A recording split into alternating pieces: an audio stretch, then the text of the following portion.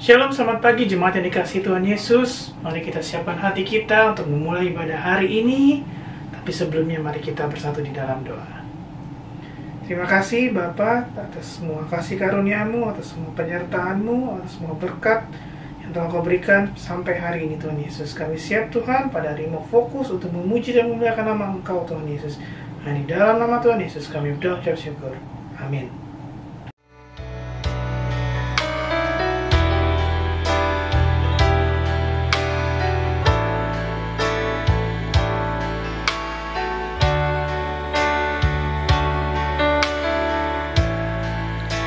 Engkaulah perlindunganku,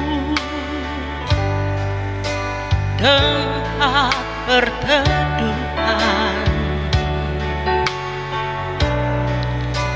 dari serangan musuh di dalam bahaya. Kau batu karangku teguh, Engkaulah persembunyianku dan tetap menjaga atas kesesakanku dalam pencobaan. Kau beri keluputan, Engkaulah perlindunganku, tempat perteduhan dari serangan musuh di dalam bahaya. Kau batu karangku teguh, Engkaulah persembunyianku dan tetap menjaga atas kesesakanku dalam pencobaan. Kau beri keluputan, sebab itu jiwa bersorak-sorai, mulutku puji-puji nama-Mu. Glory, haleluya, terpujilah Tuhan, kemuliaan bagi Bapa. Hosana bagimu Yesusku, kudus kuduslah nama-Mu, kasih setiamu Tuhan, kasih setiamu tulus, kasih setiamu bagi kami tak berkesudahan. Sebab itu jiwa bersorak-sorai, mulutku puji-puji nama-Mu. Glory, haleluya, terpujilah Tuhan, kemuliaan bagi Bapa.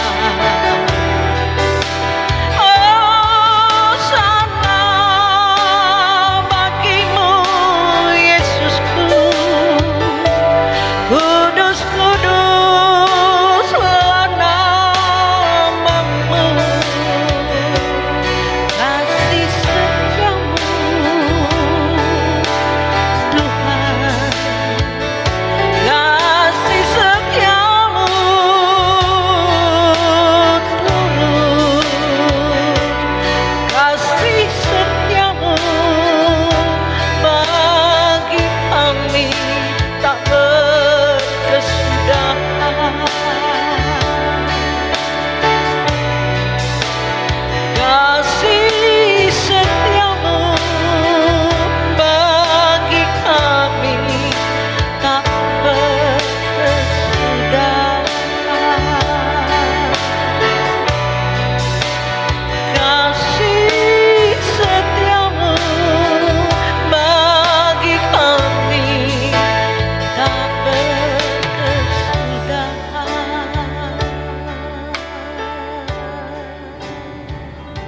Jemaat Tuhan yang rindu untuk mendengarkan firman Tuhan, mari kita siapkan hati kita sama-sama untuk mendengarkan firman Tuhan yang akan dibawakan oleh hamba-Nya.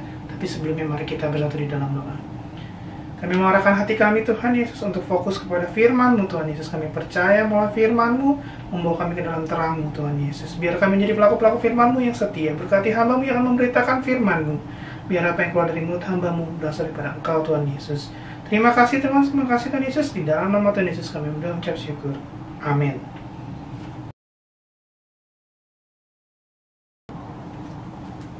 Bapak, Ibu, Saudara, Jemaat Kasih Anugerah,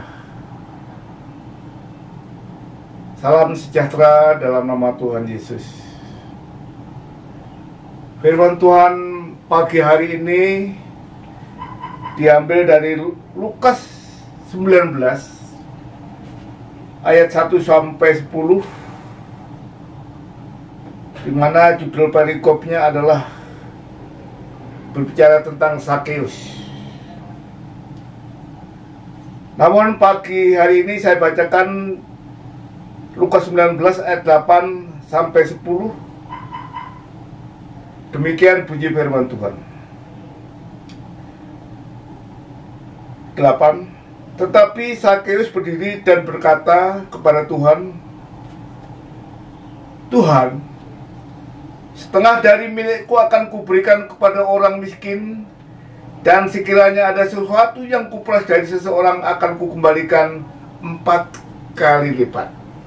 Ayat 9. Kata Yesus kepadanya, hari ini telah terjadi keselamatan kepada rumah ini, karena orang ini pun anak Abraham. Ayat 10. Sebab anak manusia datang untuk mencari dan menyelamatkan yang hilang. Saudara, dari bacaan ayat ini dikisahkan di mana Yesus masih terus-menerus berusaha untuk menyelamatkan yang hilang. Dan hal ini hanya beberapa hari sebelum penyalibannya. Inilah tujuan kedatangannya. Sakeus adalah seorang pemungut cukai. Ya. Kalau saat ini seperti seorang pegawai bea cukai. Saudara, pemungut cukai mencari nafkah dengan mengumpulkan pajak lebih banyak daripada yang harusnya ia peroleh dari rakyat. Inilah yang dilakukan Sakeus. Oleh karena itu, di zaman itu para pemungut cukai dipandang kurang baik oleh masyarakat. Perhatian Yesus terhadap Sakeus memperingatkan kita untuk membawa Injil kepada orang yang tidak. Kami ulangi. Perhatian Yesus terhadap Sakeus memperingatkan kita untuk membawa Injil kepada orang yang ditolak masyarakat, karena semua orang terhilang dan memerlukan keselamatan. Untuk itu, tema firman Tuhan pada pagi hari ini, Yesus jalan keselamatan. Sebagaimana Yesus adalah jalan keselamatan yang disediakan Allah adalah taufik firman Tuhan pagi ini. Di dunia ini, saudara, ada dua jalan. Jalan secara fisik adalah jalan raya, jalan tol, dan lain-lainnya. Namun pagi ini kita tidak akan bicara jalan fisik, tetapi jalan spiritual adalah jalan kehidupan. Di mana jalan kehidupan yang akan memimpin kita kepada akhir perjalanan hidup kita. Saudara, Bagi kita semua, hidup adalah teka-teki yang besar, penuh dengan pertanyaan yang tidak terjawab.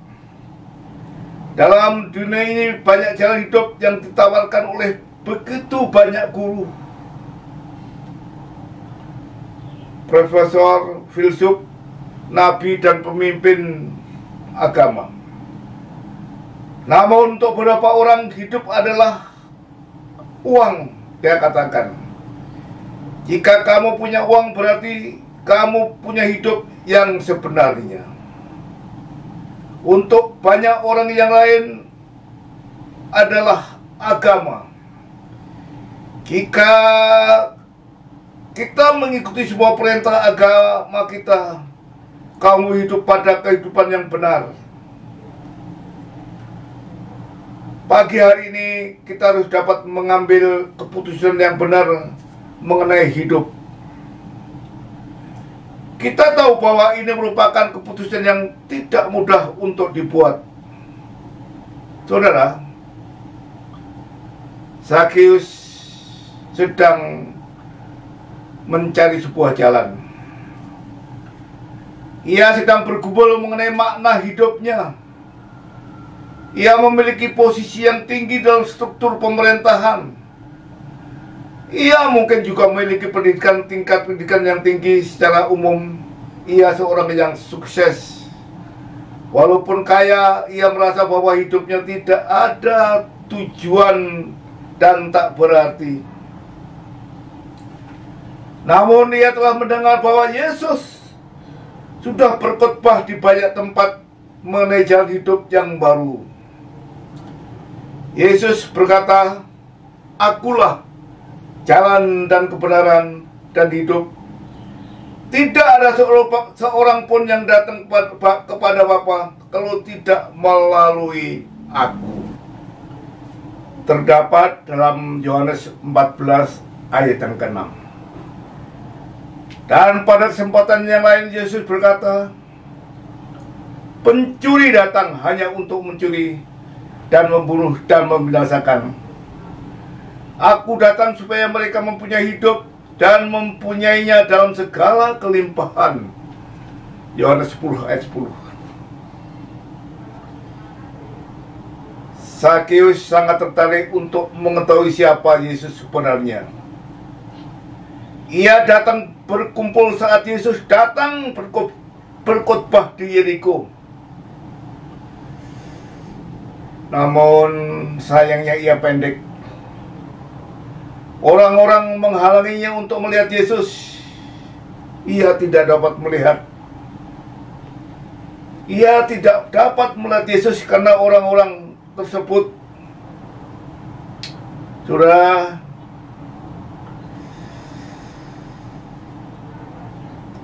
semua orang yang mencari jalan harus siap menghadapi banyak tantangan dan hambatan.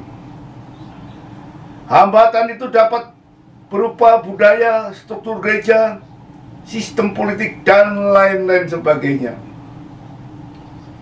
Zakheus mengambil keputusan yang benar.